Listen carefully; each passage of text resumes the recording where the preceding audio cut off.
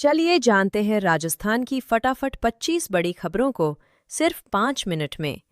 लेकिन उससे पहले आप चैनल को सब्सक्राइब करके ये वीडियो किस जगह से देख रहे हैं, हमें कमेंट में ज़रूर बताएं। राजस्थान के मुख्यमंत्री भजनलाल शर्मा ने साफ कहा कि सरकार की पहली प्राथमिकता यही है कि राज्य में जितनी भी योजनाएं चल रही हैं, उनका लाभ सही पात्र लोगों तक पहुंचे, किसी को वंचित न रखा जाए और पारदर्शी व्यवस्था से जनता को सीधा फायदा मिले, यही सरकार की जिम्मेदारी। राजस्थान पुलिस ने 500 करोड़ रुपए के स्कैम का बड़ा खुलासा किया है। इस मामले में एक्सिस बैंक के 4 कर्मचारी और 2 अन्य शामिल पाए गए। ये लोग मिलकर बड़े पैमाने पर धोखाधड़ी कर रहे थे। पुलिस ने सभी को गिरफ्तार किया और पूरा रैकेट पकड़ने की दिशा में काम शुरू कर दिया। प्रधानमंत्री नरेंद्र मोदी ने देश को BSNL का स्वदेशी 4G नेटवर्क तोहफे में दिया। अब पूरे भारत में 1 लाख से अधिक मोबाइल टावर लगाए जाएंगे, जिससे गांव-गांव तक तेज इंटरनेट पहुंचेगा। ये कदम डिजिटल इंडिया की दिशा में बड़ा बदलाव माना जा रहा है और ग्रामीण इलाकों को सीधा फायदा मिलेगा। राजस्थान की जयपुर सेंट्रल जेल में कैदी आपस में भिड़ गए। बताया जा रहा है कि मामूली बात पर स्टील मग लेकर एक दूसरे पर टूट पड़े। जेल प्रशासन ने तुरंत हालात काबू में किए। इस घटना ने सुरक्षा व्यवस्था पर सवाल खड़े कर दिए हैं। जांच के आदेश भी दिए गए हैं। बीकानेर से आई बड़ी खबर। कृषि मंत्री डॉक्टर लाल मीणा ने देर रात मारी छापेमारी और पकड़ लिए 64,000 बैग नकली खाद। 2 फैक्ट्रियों से बरामद ये माल किसानों की जिंदगी और फसल दोनों से खिलवाड़ कर रहा था। मंत्री ने दोनों फैक्ट्रियां सील करने के आदेश दिए हैं और खुलासा किया है कि ये नकली खाद नेपाल तक सप्लाई हो रही थी। बीजेपी प्रदेश अध्यक्ष 1 अक्टूबर को आएंगे। बीकानेर भाजपा के प्रदेश अध्यक्ष मदन राठौर 1 अक्टूबर को बीकानेर आएंगे। वे पश्चिम विधानसभा के विधायक जेठानंद व्यास की ओर से तैयार किए गए विधायक सेवा केंद्र का उद्घाटन करेंगे।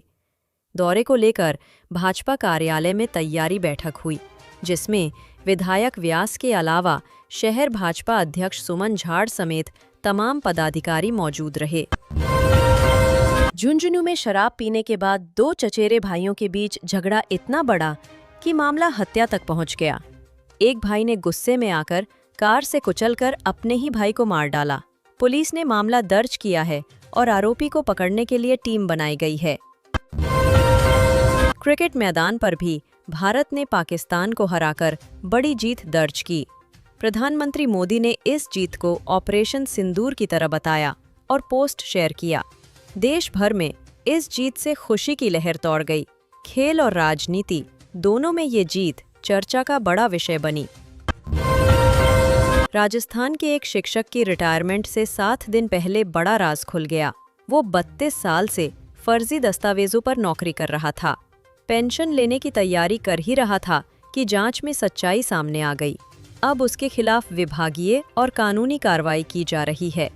प्रधानमंत्री मोदी की सभा में मंच पर कई बड़े भाजपा नेता मौजूद थे, लेकिन चर्चा सबसे ज्यादा वसुंधरा राजे को लेकर रही।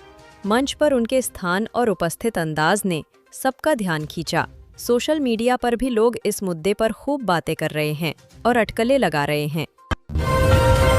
राजस्थान में मौसम फिर करवट ले रहा है। पश्चिमी विक्षोभ सक्रिय हो गया है और कुछ घंटों बाद बारिश शुरू होने की संभावना है।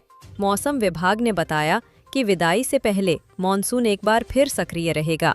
किसानों को इससे फायदा होगा, लेकिन शहरों में जल भराव की समस्या बढ़ सकती है। कांग्रेस में जल्द ही संगठनात्मक बदलाव देखने को मिल सकता है। करीब 50 जिलों में नए जिला अध्यक्षों की नियुक्ति की तैयारी चल रही है। पार्टी का मानना है कि इससे संगठन मजबूत होगा और कार्यकर्ताओं में नई ऊर्जा आएगी। ये बदलाव चुनावी रणनीति का हिस्सा भी है। पीएम मोदी जल्द ही 4 महीने में दूसरी बार राजस्थान का दौरा करेंगे। इस बार में बांसवाड़ा को बड़ी सौगात देंगे। माना जा रहा है कि कई प्रोजेक्ट्स का ऐलान होगा, जिससे आदिवासी इलाकों को फायदा मिलेगा। मोदी के आने से यहाँ राजनीतिक माहौल भी एकदम गर्मा गया है।